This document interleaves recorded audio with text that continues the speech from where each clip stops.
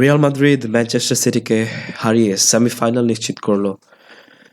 Real Madrid Manchester সিটির excellence এর উপরে নিজেদের রয়্যালটি স্থাপন করলো এবং একই সাথে অপর প্রান্তে বায়ার্ন মিউনিখ আর্সেনালের দুর্গকে বিধ্বস্ত করে তারা নিজেদের সেমিফাইনাল নিশ্চিত করলো। এই দুই ম্যাচ কালকে রাতে একটা ভিন্ন আবহাওয়ার সৃষ্টি করেছে ফুটবল দুনিয়াতে, এবং যার সম্পর্কে তুমি জানতেই চাইবে, ম্যাচের ডিটেলস অ্যানালাইসিস চাই বলো।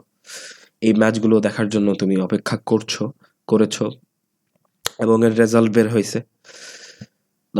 তোমার মাঝে অনেক ফিলিংস কাজ করতেছে। If you Real Madrid fan, তুমি হয়তো নিজের উপর অনেক গর্বিত, এবং যদি Manchester City fan, your broken. Same goes for Bayern Munich, Arsenal, the same pattern again and again. তো যাই হোক, আজকে সেই একই প্যাটার্নগুলো নিয়ে ডিসকাশন হবে। কিভাবে কেমনে এই এন্টারটেইনমেন্ট আমাদেরকে হাসিয়ে শেখা দিয়েছে through out this 2 hours whatever. আমরা যদি বায়ার্ন মিউনিখ আর আর্সেনালের ম্যাচটাতে আসি, সেখানে আমরা দেখতে পাই আর্টারলি ডমিনেশন ফ্রম বায়ার্ন মিউনিখ। আমার কাছে যেটা মনে হয়েছে যে বায়ার্ন মিউনিখই এই টিমে এই ম্যাচে বেটার ছিল, ফেভারিট ছিল, তাই ছিল। এবং আমার মনে হয় না কখনো আর্সেনাল এই ম্যাচে জিততে আসছে, লাস্টে 10 মিনিট বাদ দিয়ে যদি বলতে পারো, কারণ it was all about Bayern Munich and it is attack. And যদিও এটা বলতে হতো আমাকে হবেই যে আর্সেনাল ডিফেন্স অবশ্যই, এবং একই সাথে বায়ার্ন মিউনিখের ডিফেন্স কঠিন লেভেলে ছিল। দুই টিমের ডিফেন্সিভলি অনেক ভালো খেলেছে, এবং এই স্কোর লাইন দেখে সেটা বোঝা যাচ্ছে যে কত টাকা মানে ইম্প্যাক্টফুল ম্যাচ হয়েছে। 1-0 গোলে জিতেছে, এবং অনেক বড় মার্জিনে জেতা না, কিন্তু তারপরও আমার মনে হয়েছে যে Bayern Munich was the one team that যে আসছিল এই ম্যাচটা জিতে ধরে, এবং তারা ডিজার্ভিংলি এই ম্যাচটা জিতে নিয়েছে, এবং তারা ডিজার্ভ করে to win this match. And this is the experience game. এটাকে এখানে চুনোপুটিরা কখনো খেলে না, এবং বায়ার্ন মিউনিখের এক্সপিরিয়েন্সের সামনে আর্সেনালের সেই ছোট ছোট কোচিং পোলাপানরা কিছু করতে পারেনি, এবং এখানে অবাক হওয়ার কিছু নাই। দে আর গেটিং এক্সপিরিয়েন্স, এবং হয়তো বা 1 সিজন 2 সিজন পরে আর্সেনাল ভালোভাবে ব্যাক করতে পারে। আর্সেনালের অনেকগুলো চান্স এসেছিল, সেটা না বললে হবে না। 10 মিনিট তার অনেকগুলো ইম্প্যাক্ট খেলেছিল। অধিকারের চান্স ছিল, গ্যাব্রিয়েল জেসুসের বাজে একটা চান্স ছিল, মিস করেছে। হোয়াইট এর একটা মনে চান্স ছিল, ব্যান হোয়াইট, যাই হোক, কিন্তু তারা কিছু বাড়ি করতে পারে না। এখানে আর কিছু বলার নেই, যখন তুমি ফিনিশ করতে না পারবে তখন আর কিছু বলার থাকেই না এইসব সিচুয়েশনে। That's what things like. But কারণ বায়ার্ন মিউনিখ আবার মুসিয়ালার কথা বলো, গরেস্কার কথা বলো, কিমিকের কথা বলো, লেরয় সানের কথা বলো, they were all the best form, এবং তারা তাদের এক্সেলেন্স দেখিয়ে দিয়েছে। They were creating, they were making things up, এবং শেষমেশ সেটা দেখতেই পারি আমরা। কিমিকের একটা ভালো হেডারে একবার বারের আগে আরেকবার ক্রস থেকে গোল করে সে, এবং they were trying madly to score a goal, এবং সেটা করে ফেলে। এবং নিজেদের স্টেডিয়ামে বায়ার্ন মিউনিখ রিয়াল মাদ্রিদ এক সমানই বলতে পারো। আর সেখানে দে প্লেড এক্সেলেন্ট গেম, এবং এটা ডিজার্ভিংলি বায়ার্ন মিউনিখ জিতে নিয়েছে। তাদের অবশ্যই বুন্দেসলিগাতে ফর্ম অতটা ভালো না, তারা এবার বুন্দেসলিগা টাইটেল জিতে নেয় আবার আফটার এই ডেকেড অফ কোর্স। কিন্তু তারা কিন্তু চ্যাম্পিয়ন্স লিগে আগের সিজনের থেকে ভালোই পারফর্ম করেছে। আগের সিজনে তারা কোয়ার্টার ফাইনাল বেরিয়ে গিয়েছিল, এখন তারা সেমিফাইনালে। দ্যাটস অ্যান ইমপ্রুভমেন্ট, কারণ আমরা জানি বায়ার্ন মিউনিখের ম্যানেজমেন্টের সমস্যা আছে, কিন্তু তাদের টিমে কোনো ফারাক নেই, কারণ they are all good players, good lads. I mean, don't compare at all to Arsenal to any team. Sorry, Arsenal to Bayern Munich. This is not fair enough at all. I mean, experience, whatever you say, সব জায়গাতেই they dominated utterly, এবং that was ইট। এখানে আর কিছু বলার নেই। যখন এরকম domination তুমি দেখো, যেখানে আর কিছু বলার থাকে না। Real Madrid versus Manchester city, এটাকে তুমি থ্রিলার বলতে পারো, সিনেমা বলতে পারো, তুমি যা ইচ্ছা তাই বিশেষণ, সর্বনাম, যা ইচ্ছা তাই গ্রামার লাগাইতে পারো, কিন্তু একটা জিনিস তুমি এই মডার্ন ক্লাসিকো থেকে নিতে পারবে না, যে এটা এন্টারটেইনমেন্ট না। এটা কে বলছে? এটা কেউ বলতেই পারবে না। এটা এন্টারটেইনমেন্টের শিখর। বর্তমান ফুটবলের একমাত্র হাড্ডাহাড্ডি লড়াই Manchester city Real Madrid. That's pretty much of it, right?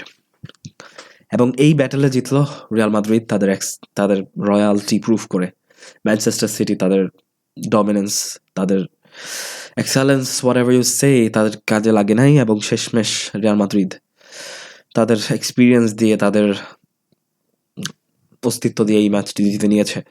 Match নিয়ে যদি আমরা কথা বলি তাহলে শুরু থেকেই বলতে চাই, প্রথম 10 মিনিট আমরা দেখতে পারি টিপিক্যাল ম্যানচেস্টার সিটি পজিশন দখল করার চেষ্টা করছে, এবং মাদ্রিদ সেই পজিশনগুলো হাই প্রেস করার মাধ্যমে কাউন্টার অ্যাটাকে নেওয়ার চেষ্টা করতেছিল, এবং অনেক সময় দেখা গেছে যে রিয়াল মাদ্রিদ সেই পজিশনে একটু রাখার চেষ্টা করতেছিল প্রথম 10 মিনিটে, কিন্তু যখন ধীরে ধীরে সময় গড়িয়ে যায় তখন আমরা দেখতে পারি ম্যানচেস্টার সিটি তাদের পজিশন লস্ট করে, এবং সেই সুযোগ কাজে লাগায় হচ্ছে জুড বেলিংহামের এক্সেলেন্স কন্ট্রোল, জুড বেলিংহামের excitement in the field, the way he plays amazing, এবং সেটাই ফুটে উঠেছে সেই ম্যাচে, এবং রিয়াল মাদ্রিদ কে লিড দিল জুড বেলিংহাম থেকে ভালভার্দে, এবং ভালভার্দের থেকে ভিনিসিয়াস জুনিয়র, এবং সেখান থেকে ক্রস থেকে গোল করলো রদ্রিগো, এবং লিড দিয়ে দিল রিয়াল মাদ্রিদকে, এবং এই লিড শেষ পর্যন্ত তাদের সহায় হয়ে থেকেছে, এবং ইতিহাদ স্টেডিয়ামকে ক্ষণিকের জন্য আধমরা করে দিয়েছিল এই গোল, এই পার্টিকুলার লিড। এরপর যদি আমরা বলি, ম্যানচেস্টার সিটি গোল হজম করার পরে তাদেরকে কখনোই মেন্টালি ভেঙে যেতে আমি দেখিনি, কখনো তারা মেন্টালি ভেঙে গেছে এরকম মনে হয়নি। তারা নর্মালি ব্যাপারটাকে নিয়ে এসেছে, কিন্তু তারা তাদের অ্যাটাককে আরও সলিড করে ফেলে, তারা অনেকগুলো কম্বিনেশন ট্রাই করতে পারে। এখান থেকে আমরা দেখতে পারি রদ্রি, জ্যাক সিলভা এবং হল্যান্ডের অনেকগুলো হেডার মিস করা থেকে শুরু করে অনেক কিছুই। কেডিবি শট নিচ্ছে, গোল হচ্ছে না, সিলভা শট নিচ্ছে, গোল হচ্ছে না, ফিল ফোর্ডেন শট নিচ্ছে, গোল হচ্ছে না, জ্যাক গ্রিলিশ কাট আউট করে আসছে, regular day from Jack Grealish যেটা সে করে যায়, এবং তার পারফেক্ট পারফরমেন্সে দিয়ে গেছে, যে বল তিনি ডেলিভার করেছে ইন দ্য ফাইনাল থার্ড, এটা সহজেই সবাই পারে না, এবং তার জন্য তাকে hats off, salute, that's all.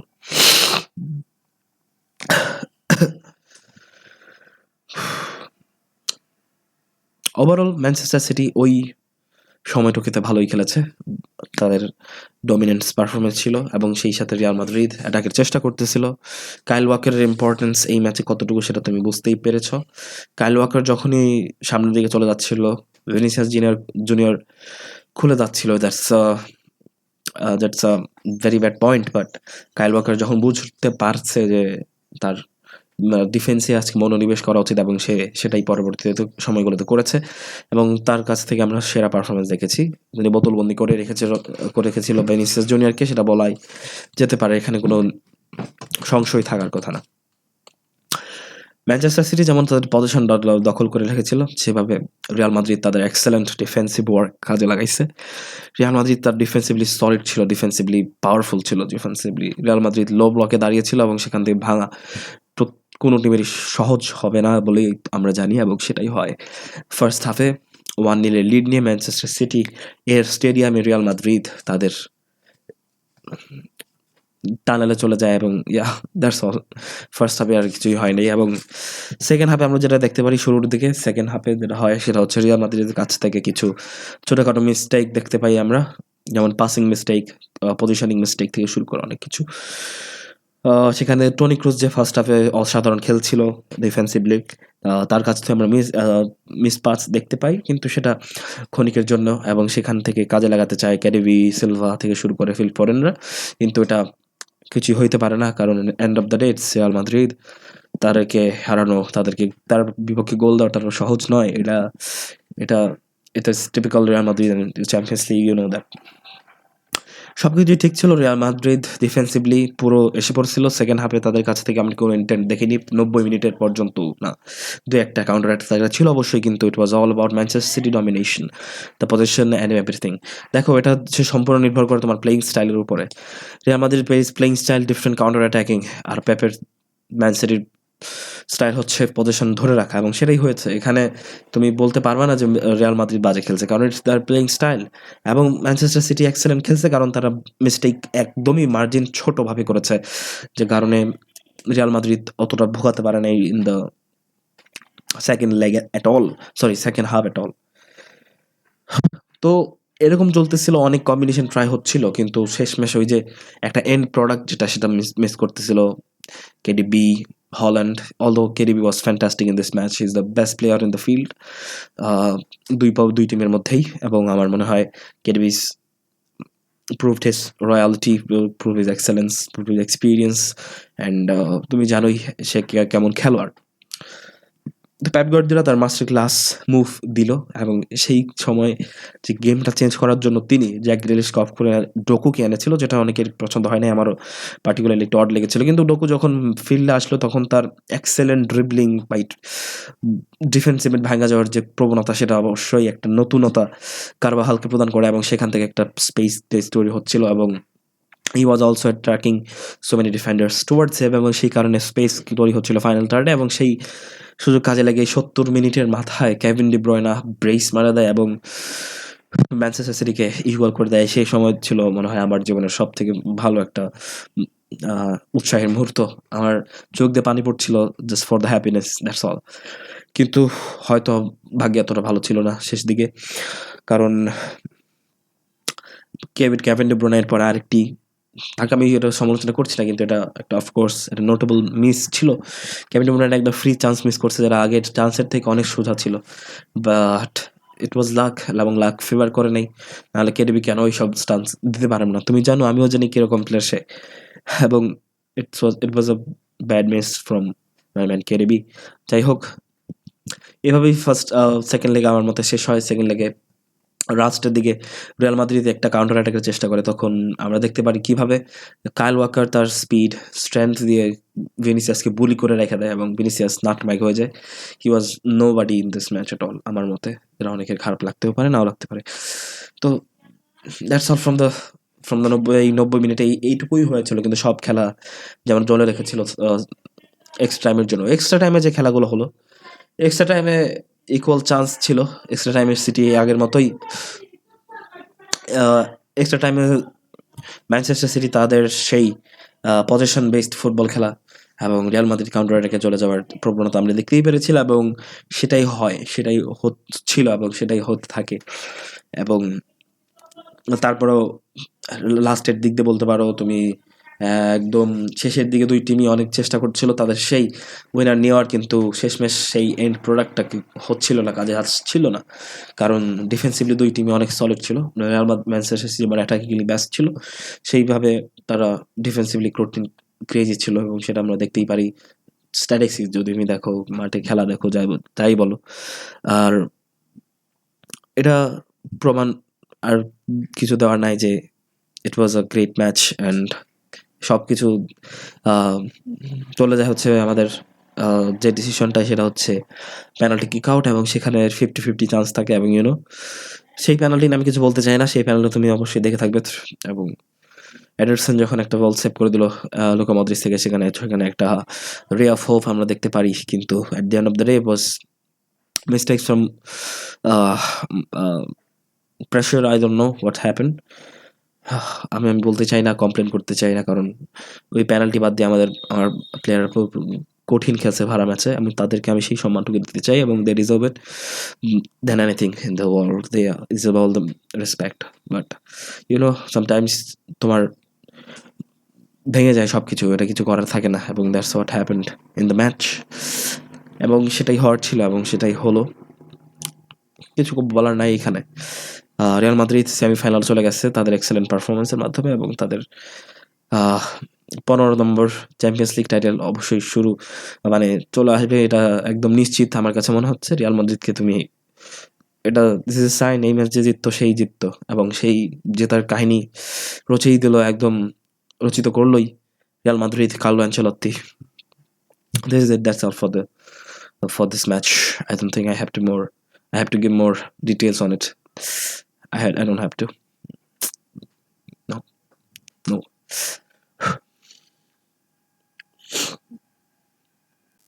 That's all from এই ম্যাচে আর কিছু বলার আমার মনে হয় নাই। বায়ার্ন মিউনিখ এবং রিয়াল মাদ্রিদ তারা সেমিফাইনাল খেলবে। এখন আমরা জানি এখানে কি হবে। এখানে একটা এক্সিলেন্ট গেম হবে অবশ্যই। বায়ার্ন মিউনিখ তাদের স্পেল ট্রাই করবে এবং এই ম্যাচ থেকে আমার কাছে ফেভারিট রিয়াল মাদ্রিদ এবার 15তম টাইটেল জিতবে। এটা আমি নিশ্চিত হয়ে গেছি আরকি। আমার কাছে কোনো সন্দেহ নাই। অনেকের থাকতে পারে, আমার নাই। কারণ I respect Real Madrid the as a biggest club in the history of football ever. No one can compete them, not even Barcelona, Liverpool, যাই বলো, সেই বড় বড় হিস্ট্রিওয়ালা ক্লাব রিয়াল মাদ্রিদের সামনে এক ইঞ্চিও টিকতে পারবে না, কখনোই না। So yeah, that's it. That the deserve that the respect they deserve. এখানে আর কিছু বলার নাই আমার মনে হয়। আর অপরদিকে PSG ডর্টমুন্ড বাজে একটা খেলা হবে। জানি Dortmund that they can suffer you, they can make you suffer, but আমার মনে হয় PSG রিয়াল মাদ্রিদ একটা ফাইনাল আসছে। আমার কাছে এই প্রেডিকশন এটাই, PSG Real Madrid in the final, এবং সেটাই হবে মনে হয়। আমার ইনস্টিংক্ট এটাই। তুমি কমেন্টে জানাও তুমি কাকে দেখছো ফাইনালে, সেমিফাইনালে, তোমার প্রেডিকশনগুলো জানাও। এবং তুমি যদি আহ, এই চ্যানেলে নতুন হয়ে থাকো, please you have to subscribe to the channel of course. কারণ আমি জ্বর হোক, সর্দি হোক, যাই হোক, কষ্ট হোক, বেদনা হোক, কিছুই নেই করার।